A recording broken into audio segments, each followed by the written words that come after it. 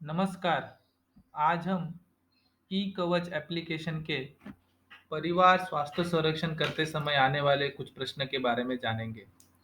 पिछले कुछ दिनों से हम परिवार स्वास्थ्य संरक्षण कर रहे हैं या उसकी प्रैक्टिस कर रहे हैं।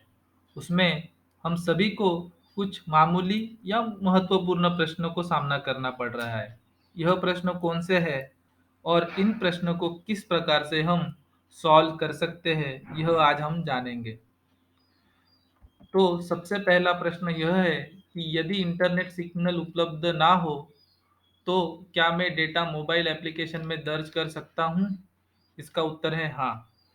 इंटरनेट के बिना आप अपने मोबाइल में डेटा दर्ज कर सकते हो। और हम सभी को यह याद करना है, अगर हमें डेटा सर्वर या सरकार के पास भेजना है, तो हमें नेटवर्क की ज़रूरत होती है। इसीलिए हमारे क्षेत्र में या हमारे गांव में जिस जगह भी अच्छा नेटवर्क हो, वहां पे जाके आपने दर्ज किया हुआ डेटा सरकार के साथ शेयर कर सकते हो। पर हमें डेटा दर्ज करते समय इंटरनेट की जरूरत नहीं है। दूसरा प्रश्न यह है, क्या मुझे उन प्रवासी परिवार का पंजीकरण करना चाहिए जो वर्तमान में मेरे गांव या मेरे क्षेत्र में रह रहे हैं? इसका उत्तर है हाँ। आप उन्हें मौसमी प्रवासियों के रूप में पंजीकृत कर सकते हो, यदि वे आपके गांव में हर साल केवल थोड़े समय के लिए आते हैं। बाद में आप ऐसे प्रवासी परिवार को बाहर निकालने के लिए भी सक्षम होंगे, जब वे आपका गांव छोड़ के खुद के गांव में या दूसरे कोई गांव में जाएंगे। तीसरा प्रश्न आता है कि यदि डेटा दर्ज करने में गलती हो गई हो, तो क्या इसे मैं ठीक कर सकता हूँ? इसका उत्तर है हाँ। आप डेटा को सही करने में सक्षम होंगे। डेटा सबमिट करने से पहले वेरीफाई बटन का इस्तेमाल करें। इसमें आप वेरीफाई बटन का इस्तेमाल करके पीछे जाके जहाँ पे आपको लग रही है कि आपने कुछ गलतियाँ की है या कुछ डेटा गलत डाला गया है, तो उसको आप ठीक कर सकते हो। और 6 महीने के बाद आपके संरक्षण डेटा को फिर से सत्यापित भी किया जा सकता है। चौथा प्रश्न है, मौसमी परिवार किसे संदर्भित करते हैं? यह बहुत महत्वपूर्ण प्रश्न है। मौसमी परिवार इन्हें संदर्भित किया जाता है जो काम के लिए एक निश्चित क्षेत्र में रहने गए हो। हमें याद रखना है कि वो अपना गांव छोड़ के दूसरे गांव एक निश्चित समय के लिए, एक निश्चित कालावधि के लिए ही दूसरे गांव गए हो। इन्हें हम मौसमी प्रवासी कह सकते हैं। जैसे कि श्रमिक, ईंट भट्टे पर काम करने वाले मजदूर, खेतिहर मजदूर इत्यादि। पांचवा प्रश्न है, परिवार स्वास्थ्य संरक्षण का कार्यक्रम पूरा हुआ ये कब समझेंगे? तो इसका उत्तर है, गांव के सभी परिवार के सभी सदस्यों का विवरण पंजीकृत हो गया हो तब। यानी परिवार के सभी सदस्य, माता, बाल, वृद्ध, इन सभी का, सभी उम्र के और गांव में आए हुए मौसमी प्रवासी भी, इन सभी का डेटा जब हम पंजीकृत करेंगे, तभी हम कह सकते हैं कि पूरे परिवार का संरक्षण हो चुका है।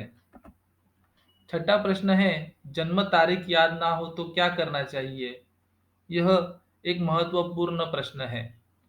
हमें पता है कि अगर जन्म तारीख सदस्य को याद ना हो, तो हमें उसका आधार नंबर या उसका पंचायत का दाखला लेना है। उसमें जो तारीख हम लोग को दी गई है, उसे आपको एप्लीकेशन में दर्ज करनी है।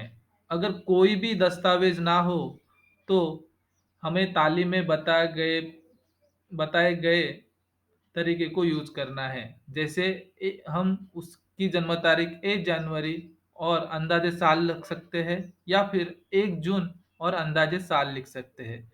इस प्रकार से आप कोई भी सदस्य की जन्म तारीख ठीक से लिख सकते हैं। पर हमें याद रखना है, सबसे पहले हमें उन्हें उनका आधार कार्ड और दस्तावेज के ऊपर जो लिखी गई है, उसी का उपयोग पहले करना है।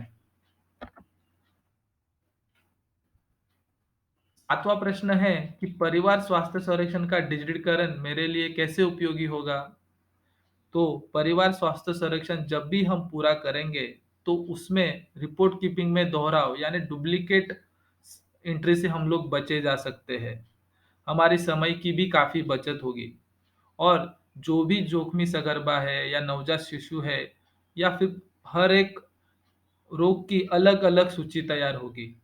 इससे हमें डेटा एंट्री करने में और जो भी जोखिमी सदस्य है, उसको सेवा देने में आसानी होगी।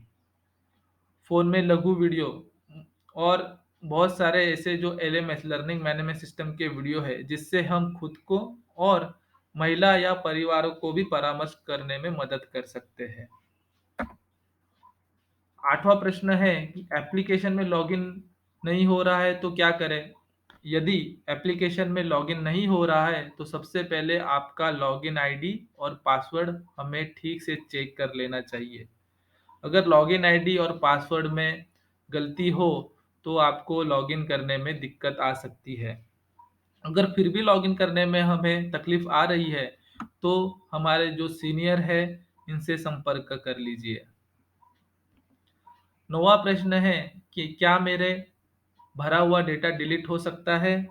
आप सभी को जान के यह आनंद होगा कि जो भी डेटा हम मोबाइल एप्लीकेशन में ई कवच में पंजीकृत करेंगे, यह डेटा डिलीट नहीं होगा। पर हमें याद रखना है, डेटा अगर सर्वर पे नहीं जा रहा है, तो कोई भी ई कवच एप्लीकेशन की फाइल हमें डिलीट नहीं करनी है। 10वां प्रश्न है कि अगर एप्लीकेशन में आधार कार्ड नंबर दर्ज नहीं हो रहा, तो क्या करें? यदि एप्लीकेशन में आधार कार्ड नंबर दर्ज नहीं हो रहा है, तो आप वह जगह खाली भी छोड़ सकते हैं। हमें याद रखना है, अगर आधार कार्ड नंबर ना हो, तो आधार संख्या दर्ज करने की ज़रूरत नहीं है। मैं फिर से कहता हूँ, आधार कार्ड ना हो, तो हम आधार कार्ड नंबर नहीं डाल के आगे बढ़ सकते हैं।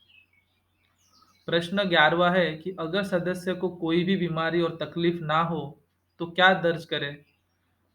तो इसका उत्तर है कि यदि सदस्य को कोई भी तकलीफ ना हो, तो कोई भी विकल्प चुनने की ज़रूरत नहीं है। बिना कोई भी विकल्प को मार्क करके आप अगला बटन पे क्लिक कर सकते हो और आगे बढ़ सकते हो। 12वां प्रश्न है, अगर परिवार के पास फ़ोन नंबर नहीं है, तो क्या करें? हमें सभी को याद रखना है, परिवार के पास अगर फ़ोन नंबर ना हो, तो हमें उनके पड़ोसी या गाँव के पहचान वाले व्यक्ति का नंबर उसमें दर्ज करना है। हमें याद रखना है, परिवार का काम कम से कम एक नंबर दर्ज करना अनिवार्य है। इससे हमें आने वाले समय में उन्हें सेवाएँ देने में भी मदद होगी और कुछ इमरजेंसी में उनके साथ हम लोग संपर्क भी कर सकते हैं। इसी प्रकार से आप यह सभी प्रश्न आप खुद ही सॉल्व कर सकते हैं। अगर आपको और कोई तकनीकी खामी आए, तो आप आपके सीनियर को संपर्क करें।